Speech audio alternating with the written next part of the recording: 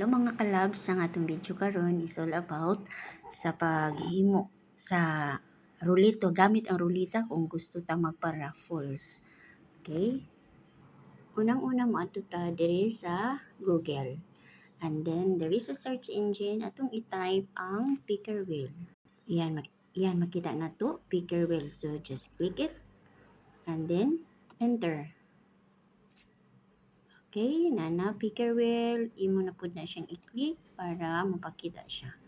Ayan. Okay. So dinha makita nimo ng input diri dapita. Ayan. Input. So diha imong isulat ang mga pangalan. Example Ana. So imo i-type dayon click plus. So si Ana karon naa na siya sa wheel. Another name nga imong i-type is Maria, then click plus. Okay? So, Ana and Maria na sa wheel.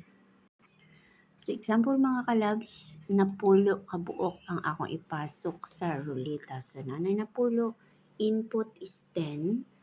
So, once nga imo na siya nga butang diya sa ruleta, pwede na ka mag-spin. So, i-click ang word nga spin. Ayan.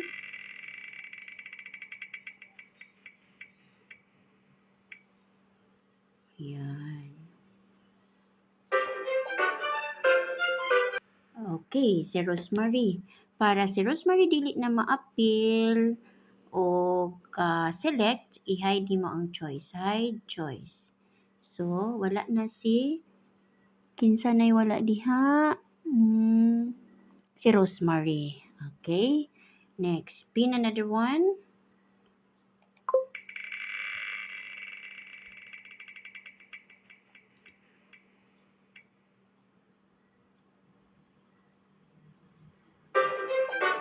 Ayan, Alma. So, another, hide mo siya para na dili na po siya ma-appeal sa next na selection. Okay? So, pila na lang nabilin? 8 na lang. Okay?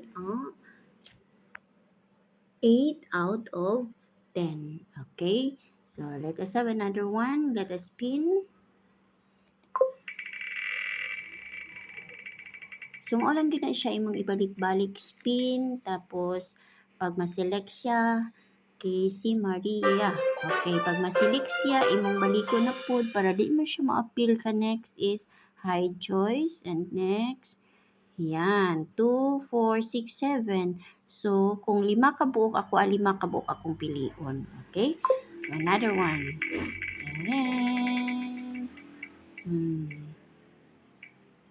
Dang, dang, dang. See? Rodi.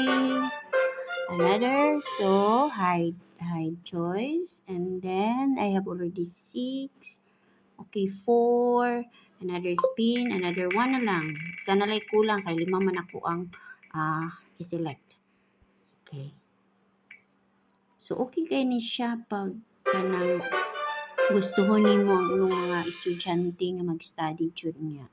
Kuan siya kanang excited, motivated ang mga bata nga mag-study para na kay ingkasog sila ang mapilian, so makatubag yun sila. Walay pili-pili. Excited siya. Okay? So, ana lang. So, 5 over nga paghimo sa ining ruleta. Ang paggamit ni ini, okay kay ni siya kung naa kay mga paraffles, no? Sa mga organization, or kung sa klase pod, pwede nimo siya kung naa kay mga oral recitation, para excited o para ang tanan mag-andam because random ang imuhang pag-pick up sa iya with this speaker wheel. So, thank you for watching.